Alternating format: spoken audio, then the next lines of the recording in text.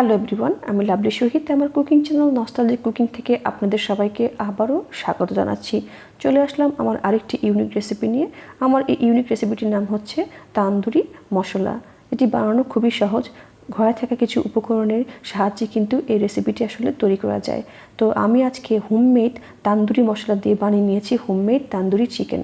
সাথে বানিয়েছি কিছু নান রুটি, যেটার রেসিপি আমি খুব দ্রুতই আমার চ্যানেলে আপলোড করব। তাহলে চলুন দেখে নেওয়া যাক আমার তান্দুরি মশলা বানানোর উপকরণগুলো এক নজরে।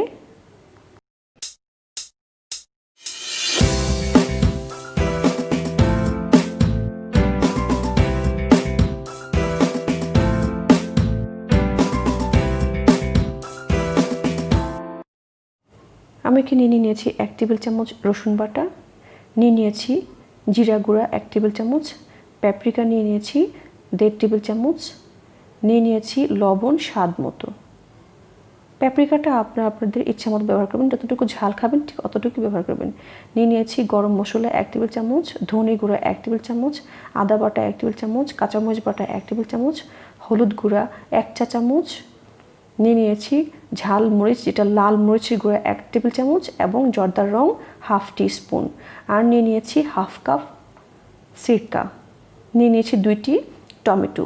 আমি টমেটো 2টো পিউরি করে নিব। এই ছিল আমার মশলা, যেগুলো খুব সহজেই আমাদের ঘরে আমরা পেতে পারি এবং সবসময় আমাদের ঘরে থেকে যায়। এই মশলাগুলো বিভিন্ন রান্নার কাজে এই মশলাগুলো আমরা ব্যবহার করে থাকি। প্রথমে টমেটো 2টোকে আমি হাফ কাপ পানি দিয়ে সিদ্ধ করে নিচ্ছি।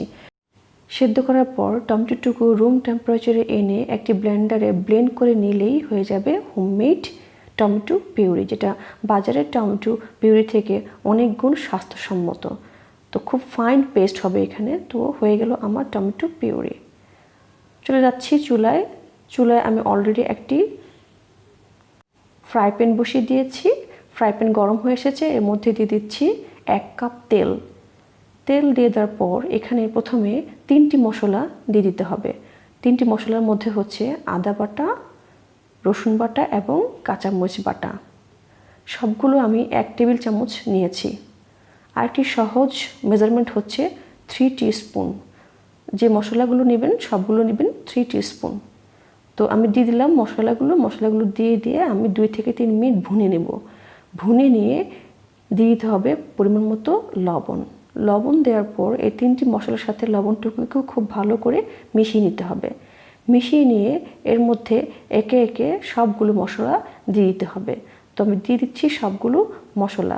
একটি কথা বলে নিচ্ছি, আপনারা ঝাল যতটুকু খাবেন ততটুকু মরিচের গুঁড়া এখানে ব্যবহার করবেন। তো আমি এখানে 1 টেবিল চামচ মরিচ গুঁড়া নিয়ে নিয়েছি, আর প্যাপ্রিকা নিয়ে নিয়েছি 1.5 টেবিল চামচ।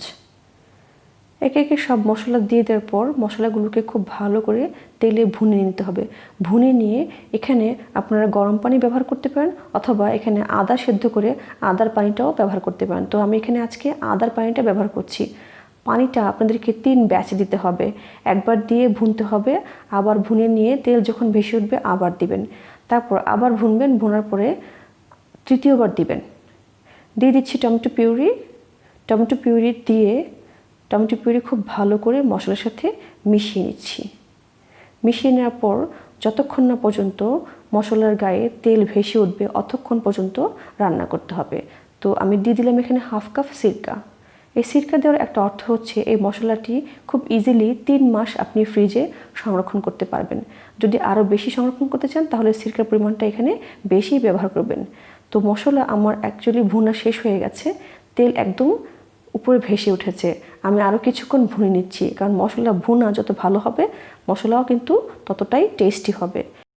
হয়ে গেল আমার তান্দুরি মশলা। দেখতে কিন্তু অসাধারণ হয়েছে। এই মশলাটা কিন্তু খালি খাওয়া যায়। যেহেতু আমি আজকে তান্দুরি চিকেন বানাবো, সেহেতু আমি এখানে নিয়ে নিয়েছি 3 পিস চিকেন। তান্দুরি চিকেনে আজকে আমি ফার্মের চিকেনটা ব্যবহার করেছি, কারণ ফার্মের চিকেনে একটু মাংসের পরিমাণটা বেশি থাকে। প্রথমে যে কাজটি করতে হবে, এরকম একটি কাঁটা চামচের সাহায্যে মাংসের পিসগুলোকে একটু ছিদ্র করে নিতে হবে, যাতে করে এখানে খুব সহজে মশলাগুলো ঢুকে যায়। তো ছিদ্র করে নিয়ে এখানে 1 পিস লেবুর রস দিয়ে দিতে হবে এবং কিছু লবণ দিয়ে দিতে হবে। লেবুর রস এবং লবণ দিয়ে চিকেনগুলোকে ম্যারিনেট করে রাখতে হবে কমপক্ষে 15 মিনিটের মতো। তো ফিরে আসলাম 15 মিনিট পর। তারপর যে হোমমেড তান্দুরি মশলা আমি বানিয়ে নিয়েছি এর থেকে আমি নিয়ে নিয়েছি 3 চা চামচ। আপনারা চাইলে আর একটু বেশি দিতে পারেন, কারণ মশলা যত বেশি হবে চিকেনটা কিন্তু ততই স্বাদের হবে খেতে। তান্দুরি মশলা চিকেনের গায়ে মাখিয়ে নিয়ে আমি এই চিকেনগুলোকে একটু কেটে নেব, অর্থাৎ ফালি ফালি করে সামান্য একটু আঁচড় কেটে নেব, যাতে করে মশলাগুলো এর মধ্যে খুব সহজেই ভিতরে ঢুকে যায়। আসলে এই কাজটি আমার প্রথমেই করা দরকার ছিল, আমি আসলে ভুলে গিয়েছিলাম। ম্যারিনেট করা এই চিকেন রেখে দিতে হবে কমপক্ষে 1.5 থেকে 2 ঘন্টা। ফিরে আসছি 1.5 থেকে 2 ঘন্টা পর। আমি চুলায় একটি ফ্রাই প্যান দিয়ে নিয়েছি এবং এর মধ্যে আমি হাফ কাপ তেল দিয়ে নিচ্ছি। তেল যখন সম্পূর্ণ গরম হয়ে আসবে তখন এর মধ্যে চিকেনগুলোকে আস্তে আস্তে দিয়ে দিতে হবে। তো আমি 3 পিস চিকেন একবারেই দিয়ে দিচ্ছি। চিকেন দিয়ে দেওয়ার পর চুলার আঁচ মিডিয়াম থেকে একটু লোতে রেখে চিকেনগুলোকে ভেজে নিতে হবে। এবং এখানে আমি ঢাকনা দিয়ে দিচ্ছি, কারণ ঢাকনা দিলে চিকেনগুলো খুব সুন্দর সেদ্ধ হয়ে যাবে। যতক্ষণ না পর্যন্ত এপিঠ ওপিঠ খুব সুন্দর লাল হয়ে ভাজা হয় ততক্ষণ পর্যন্ত চুলায় রেখে ভাজতে হবে, এবং চুলার আঁচ কিন্তু বাড়ানো কমানো যাবে না, একই আঁচ রাখতে হবে। তো আমি 15 মিনিট পর চিকেনের পিসগুলো একটু উল্টে দিচ্ছি। চিকেনের পিসগুলো উল্টে দিয়ে আবার ঢাকনা দিয়ে ঢেকে দিচ্ছি, এবং একেবারে লাল লাল করে যখন ভাজা হয়ে যাবে তখন আমি উঠিয়ে নেব। তো মাঝখানে আমি কয়েকবার উল্টে দিয়েছি, আমি আরেকবারও ফ্লিপ করে নিচ্ছি, এবং দেখতে পাচ্ছেন কত সুন্দর রং এসেছে, এবং একেবারে বাজারে যে আমরা তান্দুরি চিকেন খাই সেরকমই রং হয়েছে আমার চিকেনগুলোর আজকে। তো আমি সব দিক সমান করে ভেজে নেব, কারণ ভাজা যত ভালো হবে এই তান্দুরি চিকেন কিন্তু খেতে ততটাই মজা লাগবে। তো যতক্ষণ না পর্যন্ত এরকম সব দিক লাল হয়ে ভাজা হচ্ছে অতক্ষণ পর্যন্ত আমি ভেজে নিচ্ছি, এবং চুলার আঁচ কিন্তু এখানে আমি আবারও বলছি বাড়ানো কমানো যাবে না, তাহলে কিন্তু পুড়ে যাওয়ার পসিবিলিটি থেকে যেতে পারে। তো হয়ে গেল আমার তান্দুরি চিকেন, খুবই ইজি বানানো। আমি এখন উঠিয়ে নিচ্ছি। উঠিয়ে নিয়ে আমি এর সাথে একটি সালাদ প্রিপারেশন দেখাবো, যে সালাদ প্রিপারেশনটি আপনারা একমাত্র আমার চ্যানেলেই দেখতে পাবেন। কিন্তু তার আগে বলে নিচ্ছি, তান্দুরি চিকেনটি কিন্তু খালি খালি খেতে ভালো লাগবে না, এর সাথে কি নান রুটি অথবা তান্দুরি রুটি না হলে কি চলে? তো তান্দুরি রুটি বা নান রুটি রেসিপিটি আপনারা অতি সত্বর আমার চ্যানেলে পেয়ে যাবেন।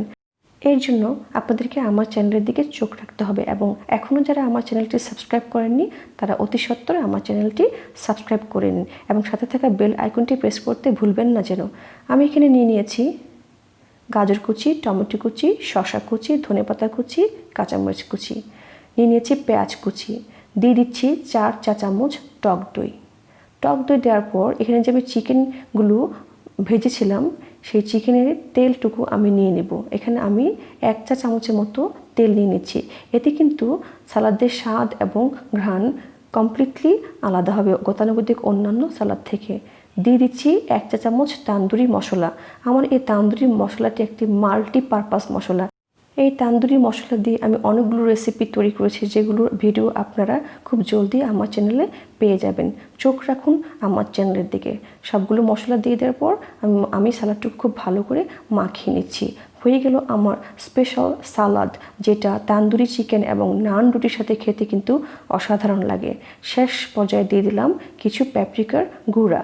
আপনারা এখানে ইচ্ছে করলে গোলমরিচের গুঁড়াটা ইউজ করতে পারেন, কিংবা শুকনো মরিচের গুঁড়াটাও ব্যবহার করতে পারেন।